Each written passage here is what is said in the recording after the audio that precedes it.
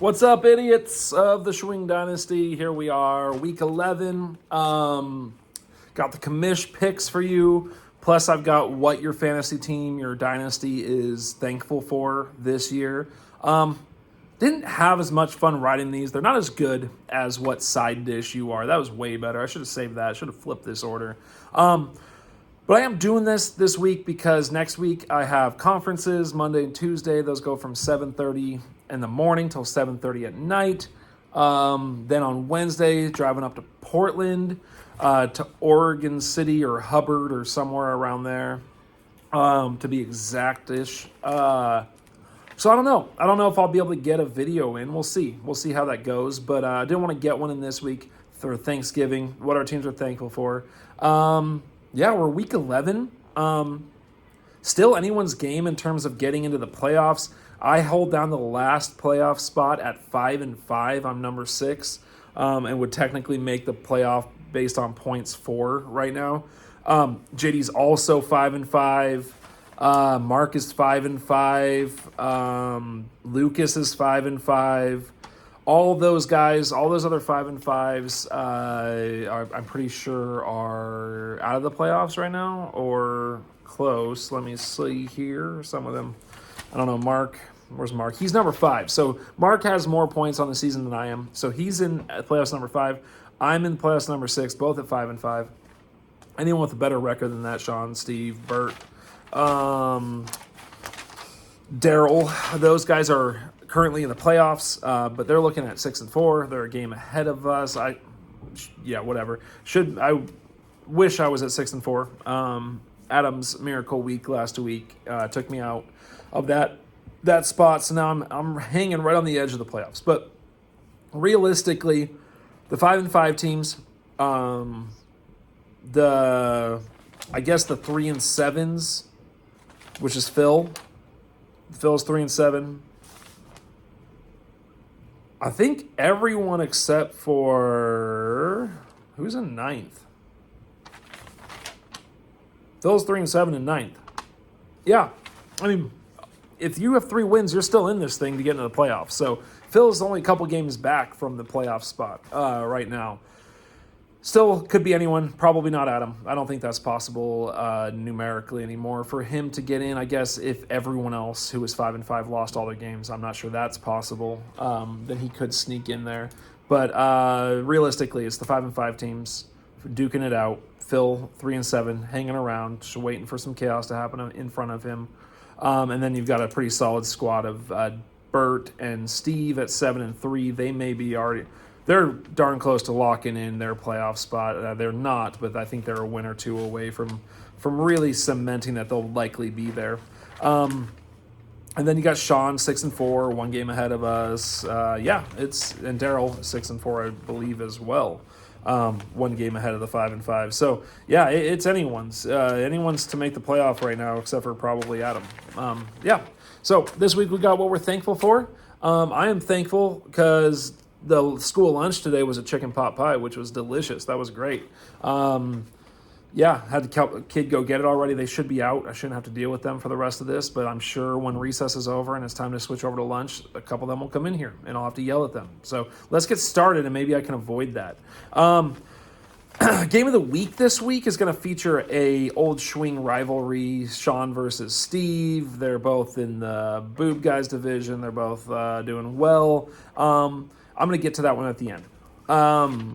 Instead, we're going to jump to a new game, a different game, me versus JD. I am 5-5, like as I said, hanging on to that number 6 spot. Last spot in the playoffs. JD is 5-5. He's number 7. He's the first one out of the playoffs. So big matchup there. JD beats me. He should catapult into the playoffs, and I will drop out of the playoffs. Right now, I am projected 179 to 149 to be the winner here. This is a great Justin Fields versus Lamar Jackson matchup, something that would not have been considered a great matchup earlier in the season. I need Justin Fields to stay close to Lamar. If he beats Lamar, I don't see how I lose this. Obviously I could based on last week, but I need him to at least stay close. Lamar blowing out Justin Fields is like the avenue for JD to win. But I do think this will still, even with that, be closer than expected because they continue to give Devontae Foreman a low projection, and it's only 12 points, and he's consistently beat that since he became the quote-unquote starter. But I've got Barkley, I've got Singletary, I've got Christian McCaffrey, I've got David Montgomery playing Atlanta, I believe, with no Khalil Herbert. That's a great matchup. I think I've got too much running back firepower. One of those guys will go off, hopefully, at least. And I got myself winning this one. So now, what are we thankful for? I am thankful for Justin Fields. I'm thankful that I picked that guy up in the rookie draft in the second or third round a couple years ago because it took some time, but he is breaking out right now. He has gone off for a few weeks in a row. They finally are like, hey, maybe we should use his best skill of running the football. Maybe we should let him do that since that's what he's really good at. Let's look at someone like Lamar and be like, I see once you run the ball, the defense has to respect that. Now some throwing lanes open up. Use their best skills to open up some of their lesser skills. It's amazing how bad coaches can come off sometimes, just overthinking the game. Everyone else seems to be able to see it, like, let this guy run. Why isn't he running more? Why isn't he being put in that position? And once they do it, it seems to work out. JD is thankful for Dameon Pierce and Amon-Ra St. Brown. They're kind of the core of his young, improving nucleus. There should be guys for him for a few years at least that he can build pieces around them. They both look very, very good, very talented players. So that's what JD is thankful for this year, is those two guys. Bring in some youth talent to his team. He needed it, and it's happened. Well done, buddy. All right, next game is Bert versus Phil. 7-3 Bert, number 2 in our league. Phil, 3-7, number 9 in the league. No longer feeling lonely at the top. I'm confident in that. Bert's projected at 159. Phil at 165. So Phil is projected to win this game. Man, this is interesting. This is an interesting game because of Josh Allen's elbow and the snow projected in this game. We're talking feet of snow projected for Buffalo during this game. They might move it to Cleveland. That would be, I don't know. That'd be tragic to lose the opportunity to see feet of snow in a game. I know it ruins the game, but still, I mean, come on. It's how often does it get to happen? All Phil's wide receivers are questionable. All of them. It was amazing looking through his starting lineup, and they're all questionable. The key right now, even though Phil is projected to win, the key is tonight's game. Green Bay against Tennessee. Aaron Jones if Aaron Jones poops the bed, the projection will hold and Bert will lose this. It's tough. He's lost Cooper Kupp. He's lost another wide receiver that I am spacing on right now. Mike Williams has been beat up, so he's had some issues with some injuries. Not Sean level, but there's some guys. J.K. Dobbins. I mean, he just got some dudes out. So Aaron Jones is the key tonight. If he plays well, I think Bert will get the upset. I'm projecting that to happen. I've got Bert winning this in an upset. A couple of upsets that I'm picking this week.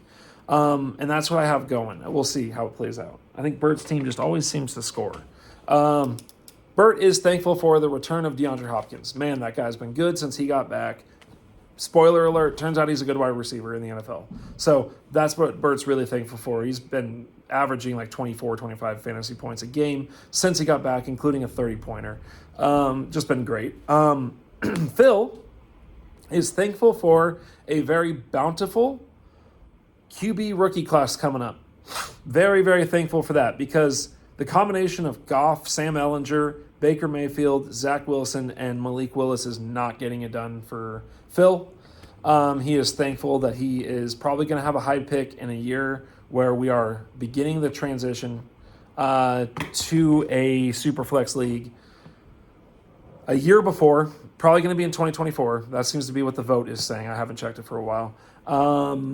But Phil's very happy that he has a good pick in a year with a bountiful rookie QB class. That's going to be important for him. Got Burt winning that one. All right, next game. Ooh, voice is getting a little raspy here. Need to crush some water. The next game is Lucas against Daryl. You're welcome. I know, that was good. Lucas is 5-5. He's number 8. Sorry, a lot of noises happening right now. Lucas is 5-5. He's number 8 in our league. Still in the playoff hunt for sure. Daryl 6-4, number 3 in our league. Man, yeah, it's crazy. Daryl's scoring a lot of points. So even if he were to lose this game, the 5-5 teams, I don't think they'd pass him in the standings because Daryl is doing very good in points, it turns out. The projection right now, I think, I don't know if I said this, Lucas 137 to Daryl 163. Daryl favored pretty strongly, about a 26 point advantage. Man, when I look at Lucas, I'm looking at James Robinson, Antonio Gibson, Leonard Fournette. These are guys that seem solid. They seemed like solid running backs. They had a huge share of their backfield, and now it's like maybe. I mean, Gibson looked great last week, but Brian Robinson gets a ton of work in that offense and will continue to. On the other side, Daryl has Mahomes at the Chargers. That's another kind of beat up defense. He's got Chubb and Diggs playing possibly in this snow game. That'll be interesting to watch. Ramondre versus the Jets. It's a key contributor, but the Jets have been better against the run. I'll tell you what, if the game is in Buffalo, watch out for the upset here. Okay, if they play that game in Buffalo and Daryl's rolling out Chubb and Diggs in that snow game, watch out for Lucas on the upset here. Throwing that out there. But I think it's either going to be playable or they'll move it, and I think Daryl's going to get this win. I don't feel confident in this one at all because of the noise around the weather there in Buffalo. Lucas is, so I've got Daryl winning that one. Lucas is thankful for me trading him Jalen Hurts. Man, if I had moved into a super flex league with Justin Fields, Dak, and Jalen Hurts, I'd be feeling pretty good about it right now. But I gave him Jalen Hurts in the Christian McCaffrey trade. I'm liking that right now, but I'd still love to have Jalen Hurts on my team. And Daryl's thankful for being number 2 in points, man. I mean, how can you not be? He was in the finals last year, lost. Now he is number 2 in points this year. He's gotten better. It's not hard to understand why when you've got Mahomes and Chubb and Diggs playing the way that they have been. And he's got Ramondre Stevenson, who's been great this year. He's been playing especially when he gets a chance. He's great this year. So yeah, Daryl's thankful for being a good team. Good job, man. Mark versus Adam, 5-5. Mark, number 5 in the playoffs right now. Adam 1-9, number 10 in the playoff for the number 1 pick in our draft next year. Mark is projected right now for 143, Adam 118, but he has 2 unfilled spots on his roster, and his starting lineup, and it's a wide receiver and a running back spot. He could have anywhere from 20 to 26 points extra in the projection based on who he puts there, which would put him around 138 to 144, possibly projected to beat Mark. And after last week, yeah, I mean, I guess if his team can just go nuclear like that, it happens. Mark's also starting Russell Wilson. That's worrisome. That's not good right now. And Adam is starting Daniel Jones at Detroit, which is a money matchup. I mean, it's Daniel Jones, but Detroit loves to give points to the other team. They love it so much. When they're not biting kneecaps, they're handing out points. He's got CeeDee Lamb emerging, been great. This is an upset special. This is a big upset special. I have here marked that Mark would win because of Joe Mixon, but I'm switching it right now on the spot. I'm saying Adam's going to get this upset. I just got a feeling that I'm probably going to be wrong. So, anyways, Mark is thankful for not playing Adam last week. That's what Mark is thankful for this week. He didn't play Adam last week. So, congratulations, Mark. I know I have him winning, but yeah, last week's even worse. All right. Adam is thankful for the big win from last week and that this is almost over. That's the regular season's almost over. This season's almost over. A playoff team last year, and this is just not the follow-up season he was hoping for. So thankful to not be winless, and that it's almost over. All right, on to our game of the week, an old Schwing rivalry. Sean versus Steve. 6-4 Sean, number 4. 7-3 Steve, number 1 in the league right now, and it is projected to go to the current dominant team in the Schwing Dynasty, Steve. 179 for Steve to 147 for Sean. He's got Jonathan Taylor back. Jeff Saturday wanting to run that ball. Philadelphia's run defense was kind of exposed a little bit last week. They were run through, over, and around by Washington. And I'm sure Jeff Saturday's like, that's going to be our ticket. That's got to be what we got to do. We got to run the ball. Sean also has Michael Pittman, who I think will have a decent game because of establishing the run and then play action pass and hopefully going a little deep to Pittman. He's a very talented wide receiver. They've got to get that guy more involved. Matt Ryan should be much more capable of that than Sam Ellinger, whatever it is. Derrick Henry is and Austin Eckler are on Steve's team. That's a hold on tight, especially tonight. Sean is watching Thursday Night Football tonight, and he just is like, please don't blow up the stadium, Derrick Henry. This is one of those games with Thursday Night Football. You want to walk out of Thursday Night Football with a chance to win when your opponent has Derrick Henry on Thursday night. You don't want this to be a 40-point Derrick Henry game. You're like, give me 20, 25 points. Let me have Derrick Henry just do that, and then the weekend can let itself play out. But if Derrick Henry goes ballistic tonight, it's over. It's not over, but like Steve's already favored to win. Sean's already down quite a few of his best players. But this is a Mark Andrews versus Travis Kelce matchup, and I think Mark Andrews, hopefully a big bounce back game. Kadarius Toney, Kansas City, is he going to build off last week? Call me crazy, but I've got Sean upsetting Steve in this matchup. I think there's a great chance that Jonathan Taylor and Michael Pittman have good games. I think there's a great chance that Kadarius Toney has a good game. I think if Andrews can serve with Travis Kelce, Sean upsets Steve. I'm not extremely confident, but I'm going for another upset here. I think is that 3 this week? I don't know. Yeah. Anyways, so that's it. I got Sean beating Steve in this old Schwing rivalry, which I'm sure will also feature a shot or shotgun bet. Sean, you are thankful for still being number 4 with all these injuries. It could be way worse, obviously. I know he has to be thankful about that. And Steve, you are thankful for the agelessness of Travis Kelce. That guy has been nothing short of incredible this year. 30 points, 20 points, 20 points, 19 points, 25 points. It's absurd that he is better this year than, I don't know, like the last 2 years. He's so good. And it just doesn't stop. Yeah. Carrot time. Thanks very much for watching. Love you all. If I don't see you next week, happy Thanksgiving.